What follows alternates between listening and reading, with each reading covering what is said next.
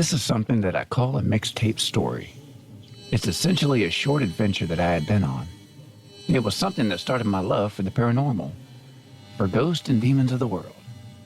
And these are the tellings of my mom and other stories that I have heard throughout my life. I go through my family's background as well as other urban legends, and, well, any kind of paranormal story that comes to memory. My grandmother was born in a little cabin on the outskirts of Columbia. She was born when electricity was not a normal, and by the time that she was old enough to see electricity, she was in her home and she was already with a couple of kids. My grandmother is older than the school that my mom and her brother went to, so I took that into account. My mom grew up in a small town of western side of Columbia. She lived a stone's throw away from the airport. I remember as a kid watching planes take off and land. Heck, I even remember shadows of the planes as they flew over our house, and the low roar of the engines from the massive silver bird in the sky. Through the years, I grew up hearing of an old Indian graveyard. Different ones around the area, but they're all pretty much still the same. I remember hearing friends talk about an old Indian feather stuck in the ground, and no one could pull it out of the sandy ground by the creek near the old gas station that I would pass going into town. I never saw a feather on my treks in that area, but I figured I didn't know exactly where it was either. After all, I was a dumb kid that apparently knew everything under the sun. Unlikely. But I knew that I was into any ghost story that I could get my hands on. The date was about mid-April of 1984. I remember because the dogwoods were in full bloom, and that baseball was something that had just gotten into full swing in my neighborhood.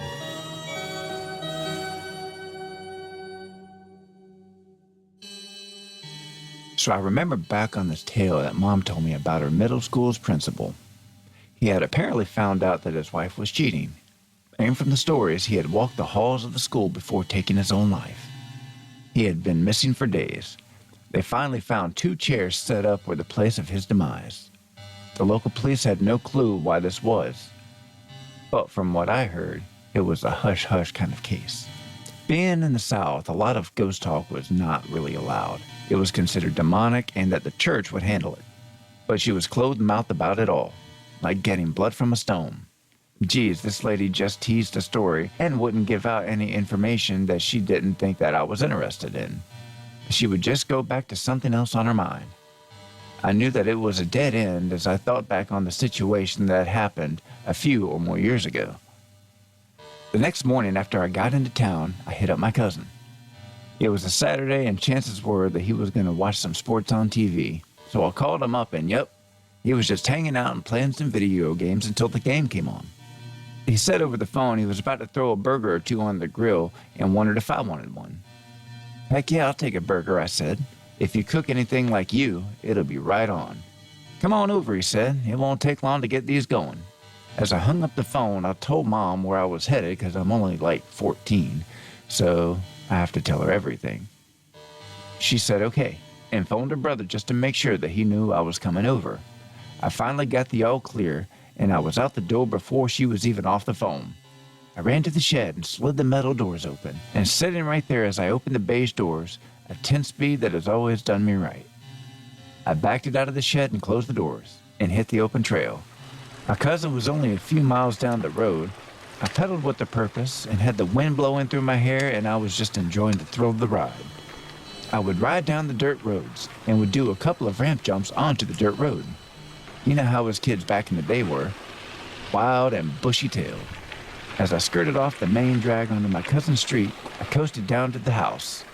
As I rolled up to the porch, I laid it on the side and stepped off the pedal onto the porch. The door was open and my Uncle Hugh greeted me. Well, Bo, that was fast, he said. Yeah, well, Mikey's making burgers. My uncle laughed and we walked inside. I went right to the fridge and grabbed a cold one and a frosted mug from the freezer. So I told my cousin I was thinking about going to the old school and to see if it was haunted or not. He looks at me with excitement. Really? Yeah, dude, I say. I think we can sneak out and see what's up with it. We made plans to see some exciting things. We have our walkies ready because, man, these things are gold if you're going to go out with a friend and split up. The sky is still pretty lit at 8 p.m., and we decided we were going to head out about 1 in the morning.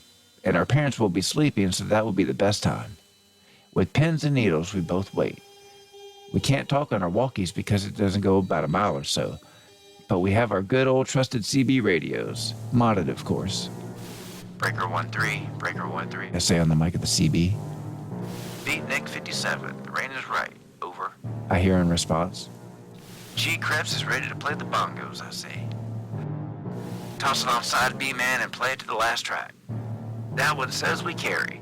My cousin says over the headphones that I have on, this is code for meet me at the quick carry in an hour. We didn't want to seem suspicious, plus no one could figure this out. I mean, who talks like that? As the minutes dragged by like hours and pretended to be asleep, I had my main radio set to the public radio station, especially at 11 o'clock or so. They have a show called Echo. What a segment of music. Nothing like what is played over the normal radio waves. As I wait and keep my CB radio on, I also have a headset under my pillow so that I could hear if good old Mikey got on. I feel like I'm starting to drift off when I hear words. Oh yeah, it's Mikey. Beat Nick 57 on the rise, over. I hear over the small speaker that I put over my ears. I grab my mic and say, This is Snowman, can I get a confirm, over? I hear a sarcastic response. Don't make me, won't you? I laugh to myself and say, over. Over the mountains of the moon, through the valley of the shadow. His response is, Let's ride. I kept my CB on just in case I needed someone at home in an emergency. I also had a handheld CB just in case real emergencies. Because Dad always taught me to be prepared. I grab my backpack and set my bed to look like I'm sleeping. I open my window and crawl out. As I make my way down the road, I keep an eye and ear out for any cars coming. I try to stay as hidden as I could. I finally get to the place where we meet. My blood is pumping and I can hardly hear the sounds around me.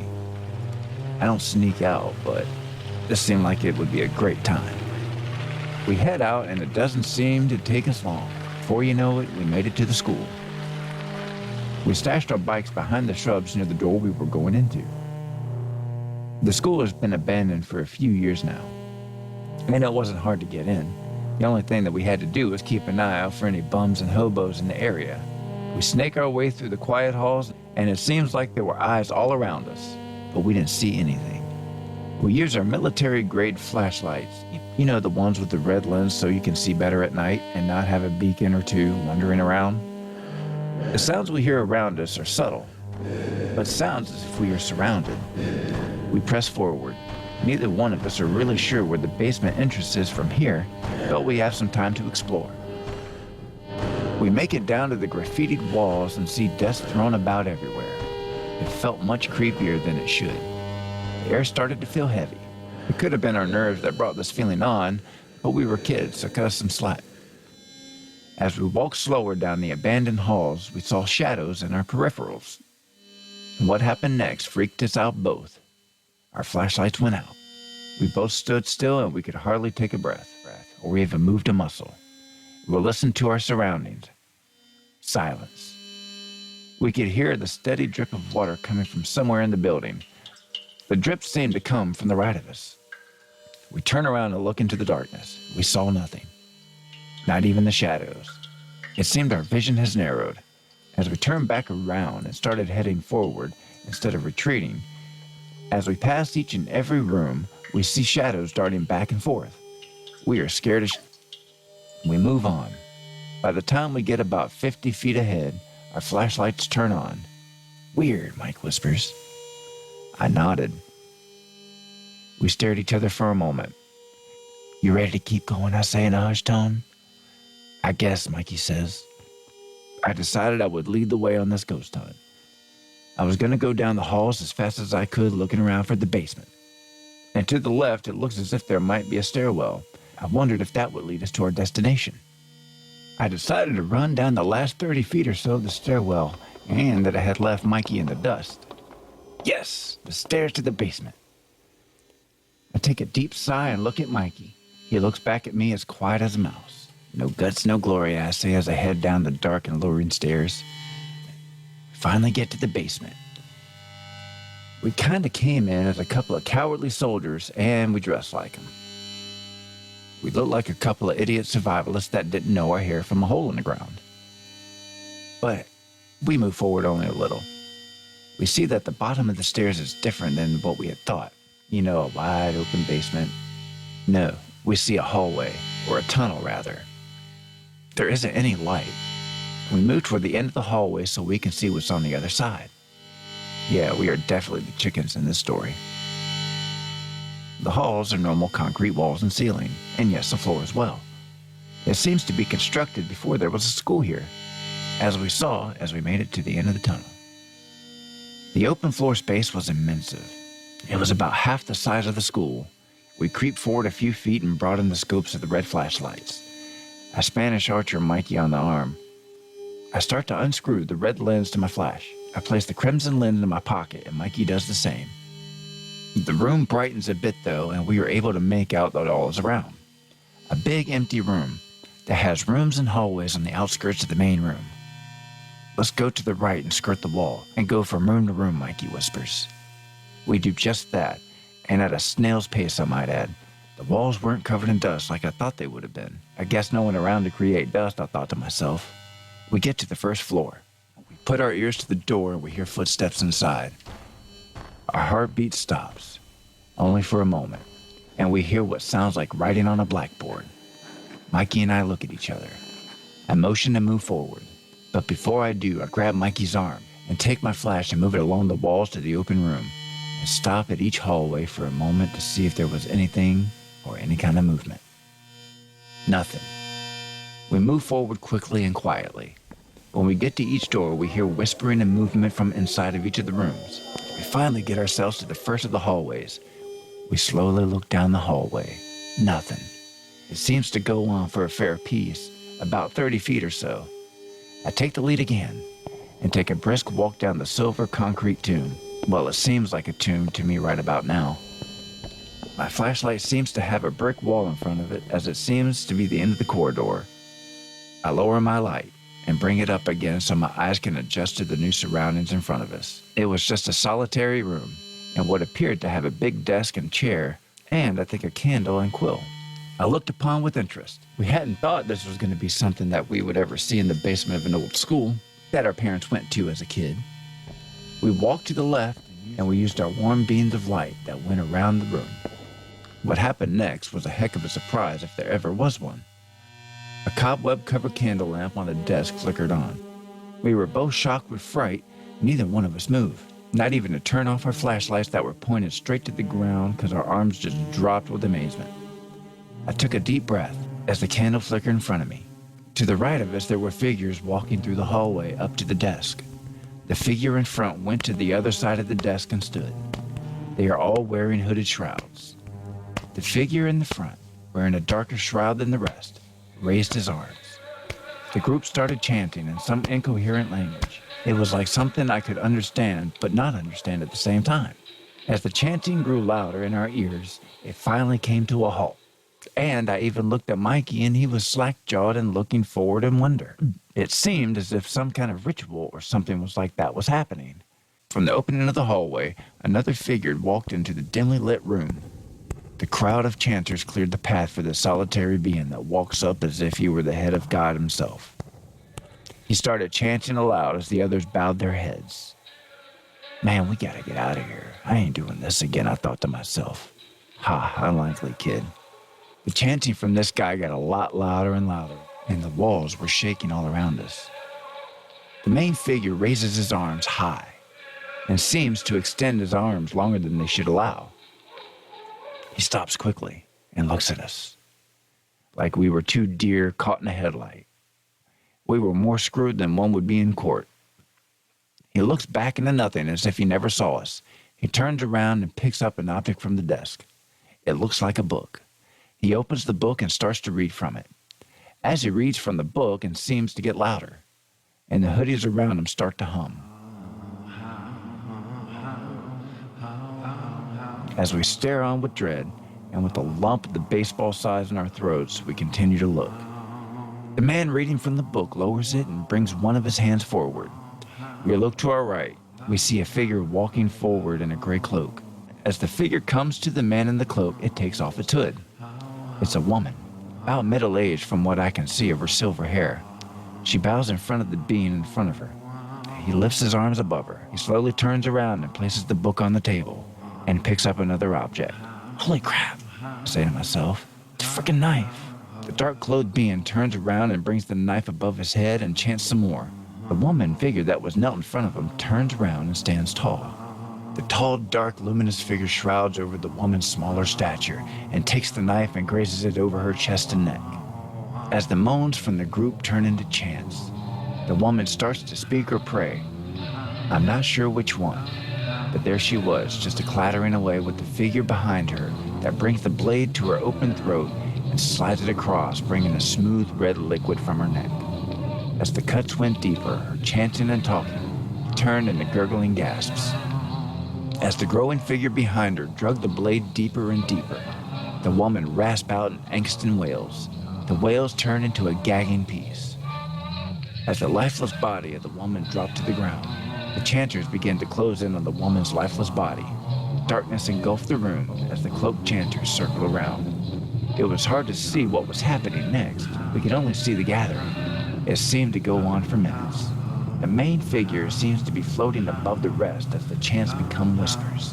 There was a dark blue bellow of fog or smoke coming from the center of the group. As the figure above them used its arms to do a circular motion over the group and chanting to the followers. The candle went out. All of a sudden, a silence and a blast of cold air, or rather wind, blew through the entire room. The blue smoke was swirling everywhere. Even though it was total darkness, the mist of the fog had a blue phosphorus luminescence. And the chanting that was what seemed like whispers turned into louder chanting and chattering amongst the group. It seemed as if each person was lifting up a prayer to the Savior that might show them itself.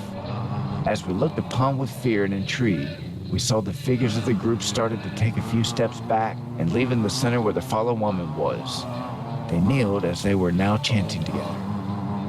Their screams and words seemed to have gotten more violent, and the group started a maniacal laugh.